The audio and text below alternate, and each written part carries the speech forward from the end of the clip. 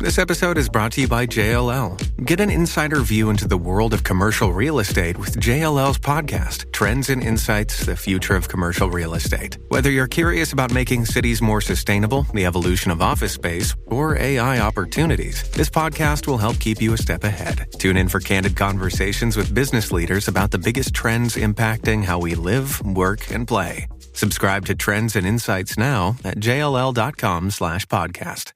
Pretty much anybody that has a passion in a specific industry, who has a love and just truly a passion for marketing, you can apply that and become a strategist to help grow businesses. And it's a lot of fun.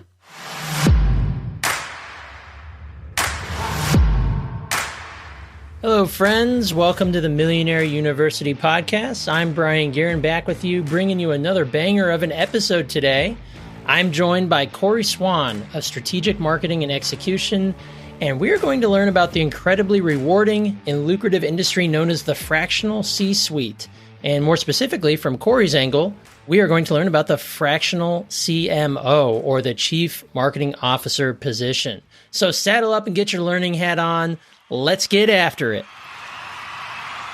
My story is probably what a lot of early starting solopreneur entrepreneurial journeys look like, which is I started in corporate and just got my entry-level job. And I was okay with that. I needed to get my feet wet and understand what I was doing in the marketing world with practical experience, which is something that people really struggle with. When I did that, I was walking in, scanning my badge, and I felt my soul being sucked right out of my body. Like as soon as I was sitting down at the computer, not 8 hours a day, 9 hours a day, 10 hours a day, and wondering what I was doing with my life. 2 weeks of vacation a year, it just wasn't really fulfilling. Then I jumped to an agency. And man, that was volatile. And not all agencies are, but that one was, and it was really toxic, very political, and it was very, very interesting. And then I failed on my own, which was kind of cool, as I learned so much from that and tried to jump into being a tactical execution person for small businesses, had no idea how much to charge, had no idea what to do. And I see this happening all the time in different groups I'm in now.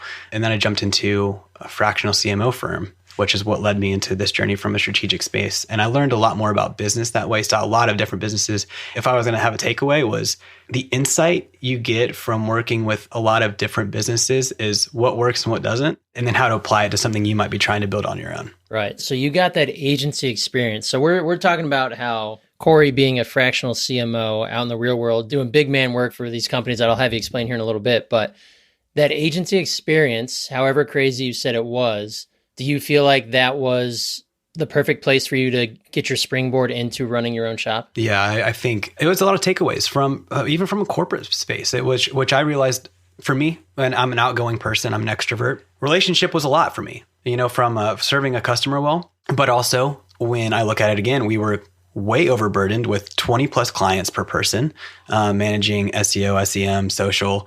That was a lot. To give everybody an equal amount was really, and people who are really organized and really run a solid operation. As a entry-level marketing person, I was not me. I was the project management side was a completely different side than the tactical work side. And that was really difficult to juggle. But also, again, from learning what you're good and what you're not at, and then where to delegate that work was really big for me too.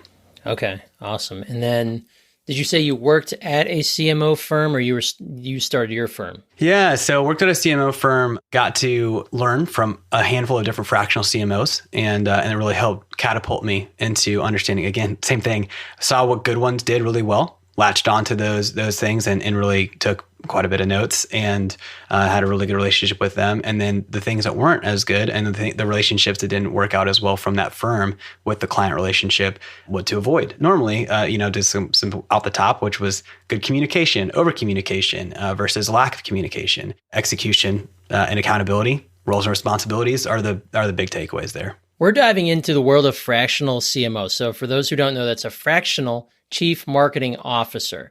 So Corey, you've been doing this for a few years now. And I think when I started learning what the fractional space was, whether it's in marketing or sales or operations, there's fractional for everything.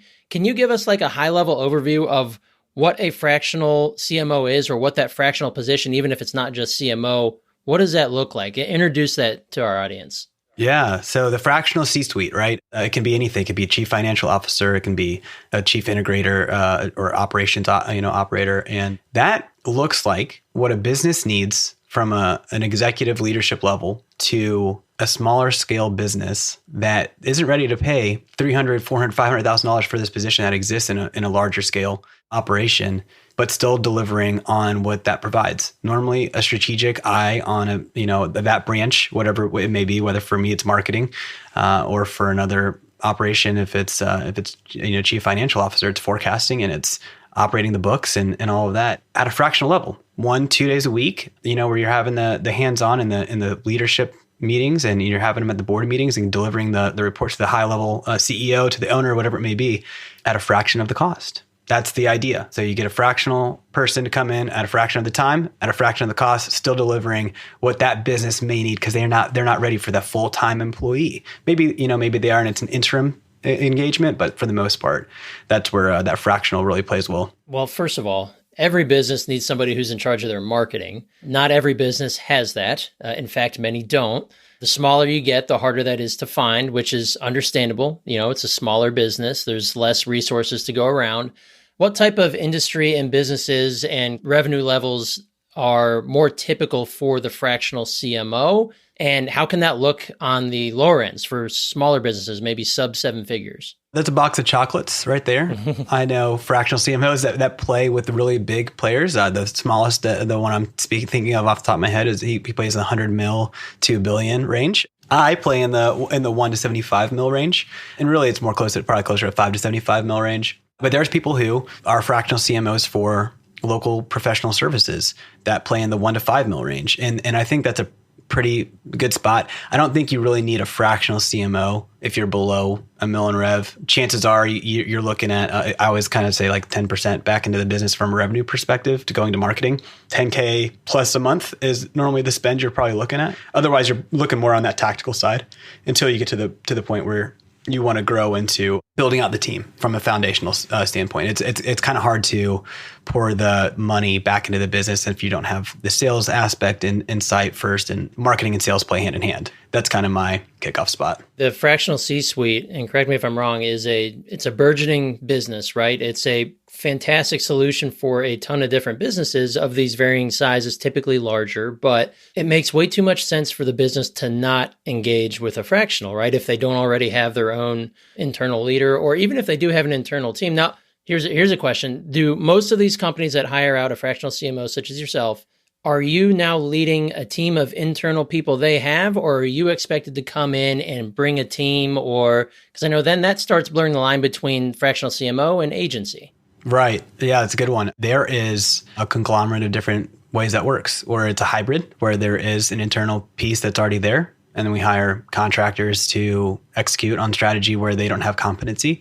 There are people that don't have any marketing that know they need to start somewhere, hire a fractional CMO to build out their team based on what their budget allows. So it really gets interesting at that point. And a lot of different CMOs have different philosophies on that. Some hire their own agency, or they're partnered with an agency to help execute on the strategy they build out. Again, from a contractual standpoint, if a business is more tight on the financial side and they're looking to not pay for the full-time employee and the benefits and all of that, then maybe they do go the contractor route, and that's totally okay. It really depends on the engagement. Okay. So if you're looking to start your own business, so like you worked at an established agency, you worked under some fractional CMOs, and then you launched your business. Do you recommend that route? Now, I know you can speak from your experience, but is there, for someone who wants to investigate the fractional CMO space or fractional any space further, what would you recommend as a pathway to getting there if you're starting almost from scratch? It is not for everybody. And I that is a big disclaimer that needs to be kind of called out at first. I didn't think it was me at first. It ended up kind of just coming to me. The Entrepreneurial Itch, if you've ever read The E-Myth, is a really good book to understand if you are that person or not. It started to creep in on me quite a bit. As I mentioned, I kind of already had launched and leapt and failed. And thankfully just had another good scenario and situation guide me and help me grow into the point where I was. And if you do make the leap, and you know this, Brian, as much as anybody, that you have to be committed.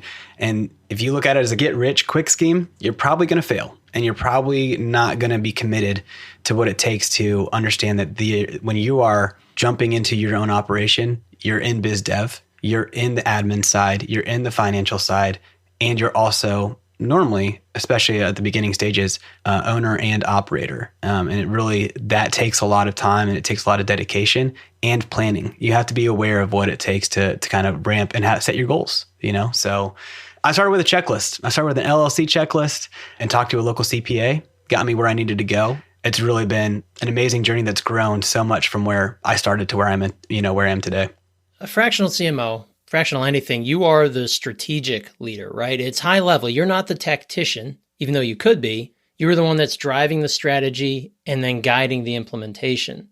So when it comes to getting the experience to be able to drive that strategy, like for me, what I do at my agency and what we do with our clients, we might be borderline CMO because we handle a lot of things that they don't have the time, desire, knowledge to do. And we play in that about just hitting 7 figures to, 1 to 5 million. So we're kind of in that space. But I find that these people, they absolutely need a strategy. And then it comes down to that implementation. So to start getting there, it really just takes experience, right? Whether it's through a traditional agency model, or do you see it as a good way if you were to go out and start your own thing, start small and build that tactical skill, turn it into agency model or a variation thereof, and then work towards that CMO role? Yeah, a lot of them that do it the right way. I don't know if I did it the right way, but that I consider did it the right way. You did it your way. They worked at a company and climbed the corporate ladder to get the 10, 15, 20-year experience, became the VP of marketing at a specific organization,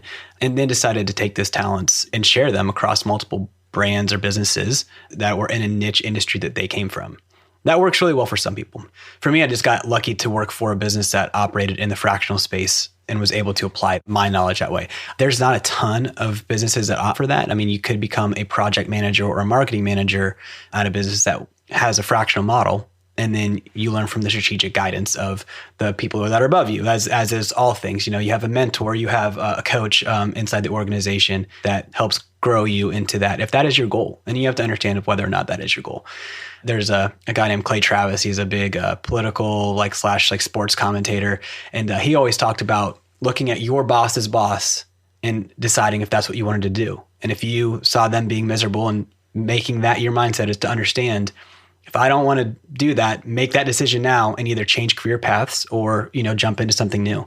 And so it's really interesting that's always been my perspective is to understand that piece. What's the day in the life of a fractional CMO like? Can you give us an example? Yeah, sure. I try specifically for me to have client engagements set to specific days. Then you have professional development is normally a weekly item for me. I guess it's not so much on the day-to-day. And then you have the strategy, the accountability, and the execution pieces that you go through. So for me, I use a specific framework that really helps me kind of understand the pulse of what I consider each of my clients going through. And it's we have rocks on a quarterly basis, keeping a good healthy check on those, and then the tasks that are associated with each of those rocks and making sure that cadence and execution is being done well. So it's a lot of checking in with vendors, with internal team members, and providing help and guidance where needed. Okay. You work for these customers, you serve these clients, certain amount of hours per week. So for one client, is it dependent on how much they want to contract you for? Or is it, hey, my package is you get 5 hours a week, here's what it costs, and then we run with it? Or is it totally case dependent? So yeah, we definitely have package pricing. And I think that varies again from the level of the client that you work with. Then you have to definitely adhere to what your target market looks like. And it also depends on the packages that you want to offer to different clients. So that can range from half a day to a 2-day engagement per week, obviously scaling on that time. Or it could be something where you're more of an interim CMO, which is actually more of like a full-time CMO on an interim basis. Some people try and go that route when they call themselves fractional CMO as well. And then you do have people who, from the fractional CMO world, that again hire an agency. More or less what you said earlier, Brian. You talked about what it means to be a strategist for the execution, and they will package the work, the execution piece with their strategy and bake it all in together and work that way too. So there's a lot of different options you can do in the field. I've seen it work in all of them. I mean, the benefits are there, right? So you bring them in, you bring an expert in on a fractional basis, you get their strategy, they'll help you with the implementation. Is there ever a hang up where there is someone at that company that is responsible for that, that's like a full-time W-2, And do you now have to integrate with their team, or is it, hey, Corey's here, we're going to play by his rules? Yeah, I mean, if you're brought in, chances are they have good skills on execution. Maybe they're really good at sending out the email marketing and doing the social media, but they do it with no direction. And that's when a lot of times when a CMO is brought to the table, because a business has an overarching view of what their business goals are. And maybe marketing isn't really hitting the mark. They're not supporting sales, which I think is normally a non-starter from a marketing perspective. Is like the first thing you have to do is make sure you're giving success to the sales team. So if there's an internal person who's a day-to-day W-2 worker, they often need to play ball, or they need to find out that they're maybe not the right person in the right seat in the company. Maybe they don't belong in the company, or maybe they were just a good executionist on getting stuff done and needed to be realigned. And so if they can adhere to the strategy and play ball, so to speak, then it can be a great relationship. And it's worked out a couple times in my engagements over my experience with that happening. Okay. Now, is every engagement you have, is it long-term, or is it, hey, we're doing this, we're setting you straight for 6 months or 10 months, or how does that work? My specific strategy is a 12-month strategy with quarterly strategies each quarter, and then normally a weekly meeting on check-ins and working through that pulse. And so each year, as that engagement comes, more or less to a close, it's not so much coming to a close; it's coming to a renewal. Hey, another year, time to dive back into what our next 12 months look like. And that is normally the starting point of that conversation of ongoing. So yeah, my relationships and my engagements, they don't have to have an end date. I'm happy to hire a replacement who is full-time if a company gets to the stage that they're ready to hire a full-time employee in that role, whether it's a VP of marketing, whether it's a fractional a full-time CMO, or they're just looking for a director of marketing to carry on that torch. Chances are there's a good consultation in that world where they just need the strategy piece. They don't need the full-time pulse if they have somebody who's a little bit higher up. At what point do these companies realize that they need to hire someone full-time? What are the limitations of a fractional CMO then? Yeah, the limitations are definitely the limited basis that you get, right? The limited time that it may become apparent through asking for more time, through asking for more resources, that it's time to graduate, as they say, and play ball at the next level. And that's good. It's a good thing. That means you're scaling at a really good pace. And it's really important to identify that, because when you've established yourself as a brand, the strategies can almost build themselves as you start to expand into deeper relationship with your client, your customer base, whether it looks like account-based marketing, really targeted and segmented intentional marketing pieces. That's where it gets really, really fun. But a lot of times it takes a little bit more hands-on experience with that too. Okay. Shipping can make or break a sale, so optimize how you ship your orders with ShipStation. They make it easy to automate and manage orders no matter how big your business grows. And they might even be able to help reduce shipping and warehouse costs. So optimize and keep up your momentum for growth with ShipStation. Sign up for your free 60-day trial now at ShipStation.com and use the code POD. That's ShipStation.com with the code POD.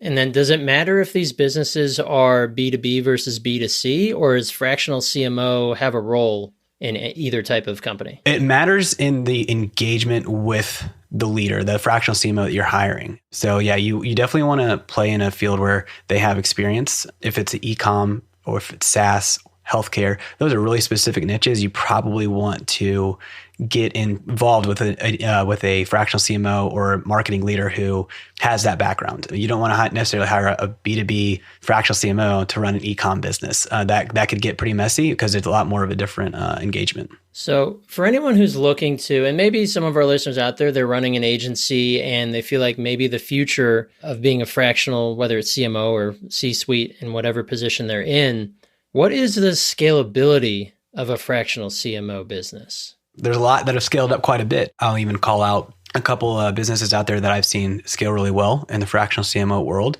So there's a company out there called Authentic Brand. They're a really big inspiration for me in terms of the way that they go about their operations. And they are a fractional CMO firm based out of Minneapolis. They're scaling. They do a great job scaling. They hire experienced fractional CMOs and they pair them with good fits for their clients. And they cover a lot of different niches, which is a really powerful play that they have. So that's a big scale. And I also think from a smaller level, if you wanted to be more in the solopreneur world, scaling to your personal bandwidth is probably something that will end up happening. And then you can hire strategists to do some of the strategy pieces as long as it has your fingerprints on it upon delivery. And then you're able to capture client-facing people to handle the relationship on the day-to-day side, the admin side from a, whether it's a VA, whether it's, an admin assistant in general, full-time or not, bookkeepers.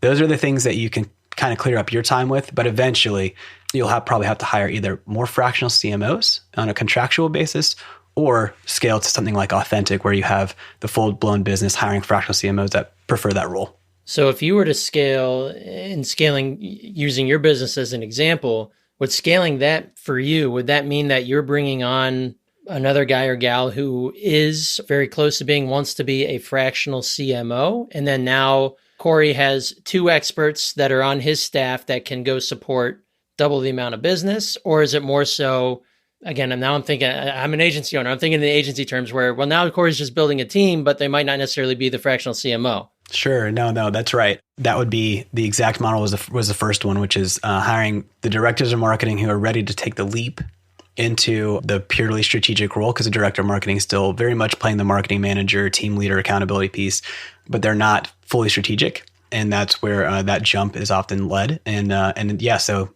that's exactly the model is hiring them on as a fractional base. They want to get the fractional experience.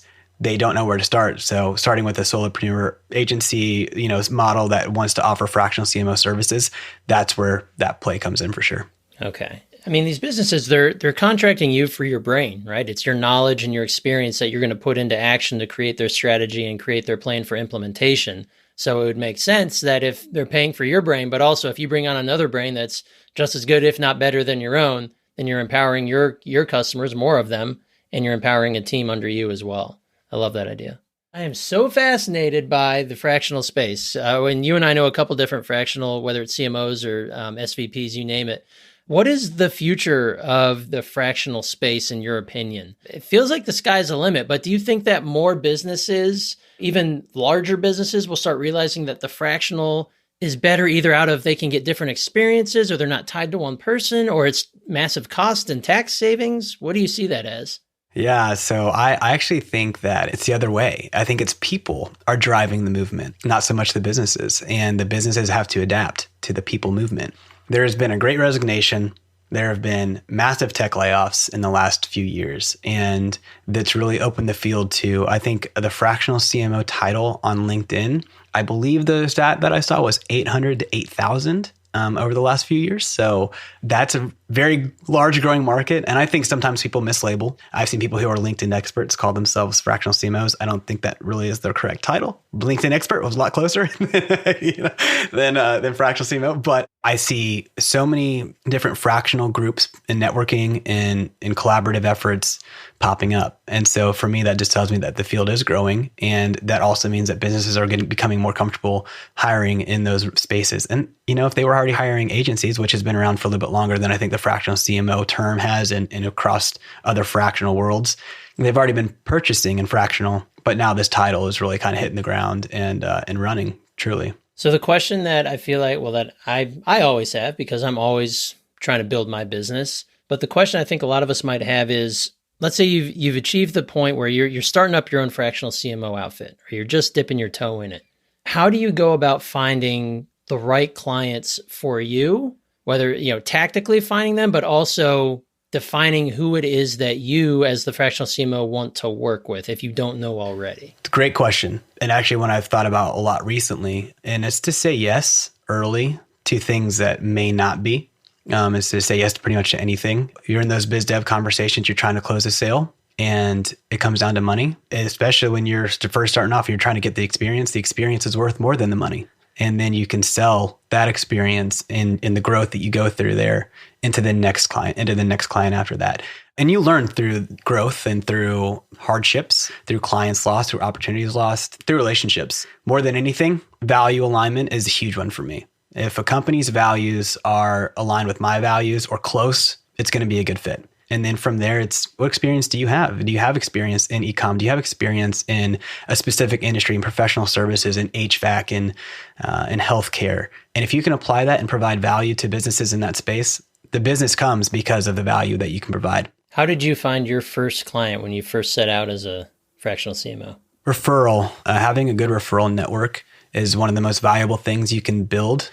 It's really difficult early when you're networking with 1 million people at a time. But when you find the people who can provide you the quality leads that you're looking for, the people that you've identified as your target market, then the biggest thing you can do is not to expand that list as big as it can be, but find the ones that are truly the people in the same space who talk to a lot of different people that are in your target market and expand on your relationship with them. That may look like 10, it may look like 30, it may look like 50 people, instead of what people end up doing, which is meeting with 150, 200 people a year, trying to figure out where their leads can come from. And they have a 15-minute conversation or 30-minute conversation with them and follow up with them a year later and say, oh, do you got any leads for me? That's never going to work.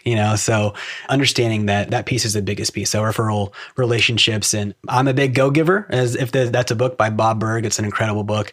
When those opportunities present themselves they're not a good fit for me, but I know somebody who can execute that really well for you, whether that's in sales or in some other department, offering those for free is amazing how much will come back to you in tenfold. Oh, yeah. We could talk about that for days. I mean, give before you get, provide value before expecting or anything on the back end. Go Giver's a fantastic book. Check that out for sure.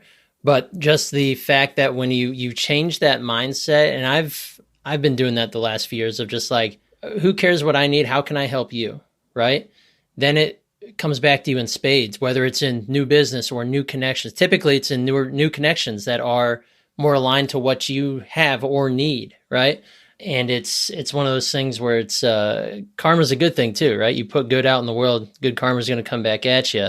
And I think that's especially true in building that business. And I can speak to that for my agency. When I started out, I had no network. I had to start from the ground up. I joined a chamber of commerce. I just started shaking hands and kissing babies, right? Like getting the chance to do lunch and learns, putting yourself out there and just displaying the knowledge that you do have, even if you feel at the time, or even if it is factually true that you don't have a ton of it. You're trying to learn it. You're trying to get into the business.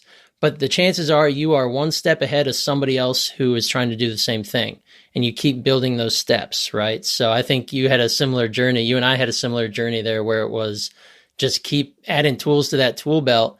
And then over time, you start putting it to use, and then eventually you can put it to use for yourself. So I'm glad you brought that point up because I could riff for hours on that one. But when it comes to niching down, this has been a big thing for me over the last 6 or 7 years, and more particularly in the last 8 to 12 months. But to be an effective fractional CMO, is it kind of the same where niching down, riches are in the niches when you find them at the right time or they find you?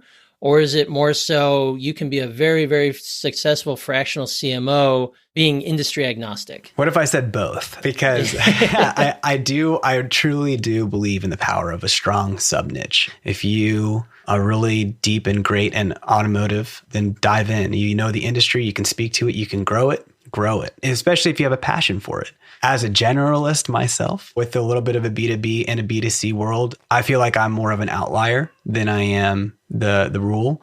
There are a lot of successful CMOs that know the power is in the niche. I mean, I know people who are fractional CMOs for nonprofits and that are crushing it. And so there's a spot for pretty much anybody that has a passion in a specific industry, who has love and just truly a passion for marketing. You can apply that and become a strategist to help grow businesses. And it's a lot of fun. Yeah. And I think it goes to show that niches can find you too, right? Like my business literally in just the last 6 to 8, 10 months here has started niching down into helping high ticket home improvement businesses. But I was industry agnostic for 5.5 years, 6 years. The cool thing about that is you get to learn a lot about a bunch of different industries, especially when your skills are transferable. Same as, a fractional CMO, the overarching strategies and ideation might not be that much different between a mid-level manufacturing company and an e-commerce store, right? Like the strategies and ideation might be the same, but now you're gaining experience in a bunch of different areas. And it could be very well that you end up getting hit up by a ton of e-com customers, or, you found a breakthrough that, a really strong strategy that dominates in this market. And then you start getting, the word starts spreading that, hey, Corey's really crushing it in this market.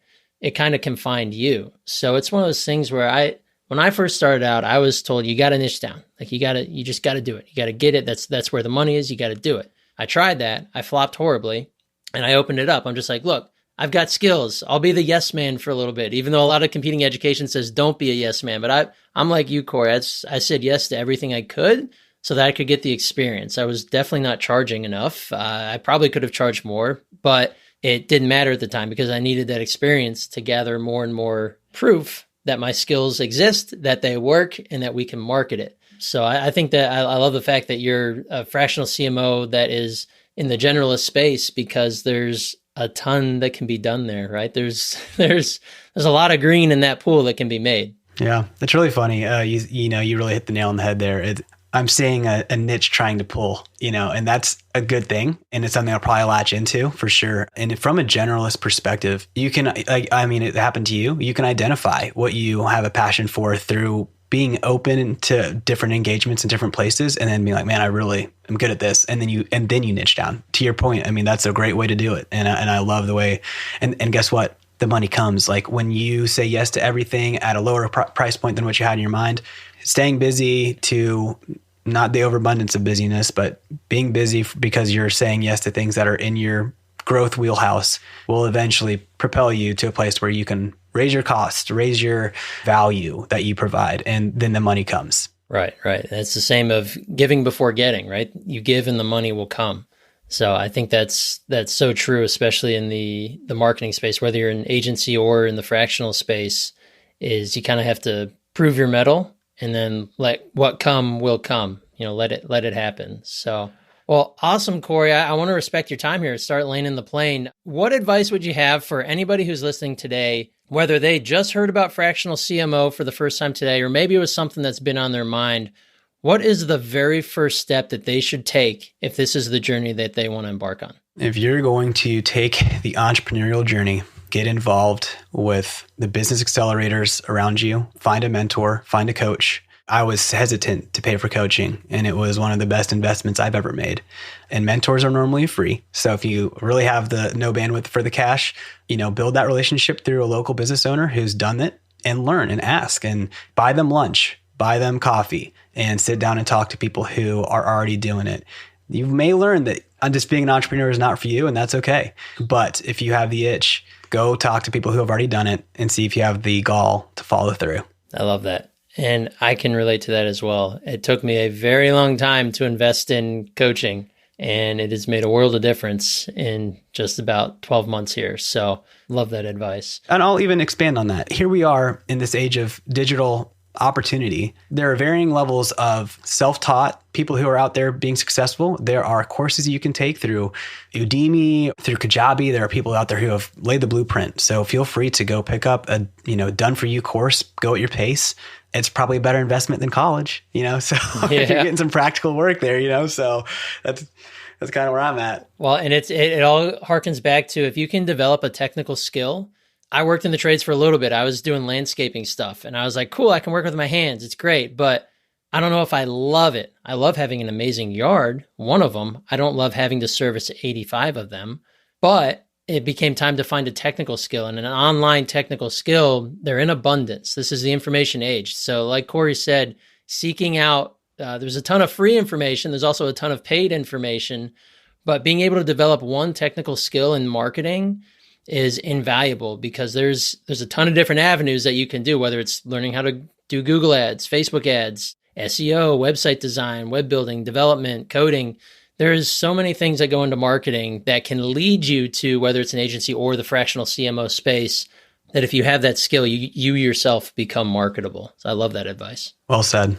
Yeah. Awesome. All right. Well, Corey, thanks so much for joining us, man. I really appreciate it. How can our fans and listeners find you out on the interwebs if they'd like to reach out and say what's up? Yeah, connect with me on LinkedIn. I'm pretty active there, Corey J. Swann. And then my business is strategic marketing and execution, stxmkt.com. You can get an insight into what the fractional CMO world looks like from my site. And then I've also got some fun resources if anybody ever needs any. All right. Love it, dude. You're a rock star. Thanks again. And we will catch you on the next episode. Hey, appreciate you, Brian. All right. Thanks, brother.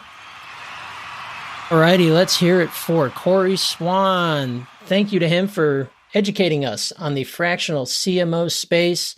Whether you knew about it before or you just learned about it today, I learned a ton about it. I sure hope that you did as well. It looks like an awesome type of career path and trajectory for anyone who wants to start and grow their own business, particularly in the marketing space. So thank you all for joining us today. If you are feeling up to it, reach out to us on LinkedIn. Check us out, Millionaire University. We're looking to build our connections there to connect with more folks like you. And if you're feeling generous, maybe drop us a little 5-star review if you like this episode or any of the other ones that we put out there, whether it's your Apple podcast player, Spotify, or wherever you get your podcasts. We would really appreciate a nice 5-star review, and we would thank you for it. So that being said, we're going to see you on the next episode of the Millionaire University podcast. Keep it real, folks.